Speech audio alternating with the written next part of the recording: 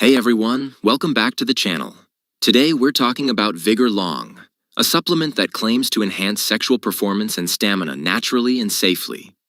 According to the promotional material, the key lies in activating a lesser-known sexual organ called the endothelium, which supposedly regulates an enzyme called cGMP.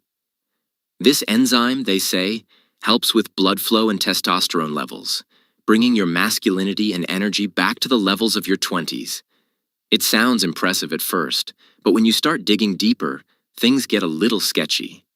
VigorLong is packed with ingredients you've probably seen in many other male enhancement supplements. L-Arginine HCI, Tongkat Ali, Maca Root, Horny Goat Weed, Beet Root, and Grape Seed. While these ingredients are trendy and often marketed as natural libido boosters, the actual science behind their effectiveness is limited, especially in the dosages and combinations used in supplements like this.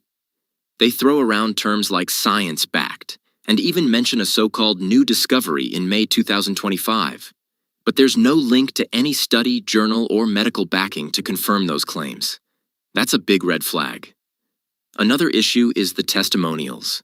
The reviews shown on their site are glowing, almost too perfect. But when you search for real user feedback on platforms like Reddit or Trustpilot, there's nothing. Zero actual customer experiences or discussions, which is really suspicious for a product making such bold claims. Add to that the pressure tactics like limited time offer and only a few bottles left, and it starts to feel more like a sales trap than a health product. Even worse, there's no real information about the company behind VigorLong. No manufacturing details, no customer service contacts, and no official certifications like GMP or FDA registration. The websites selling this product look low quality and eerily similar to known scam sites.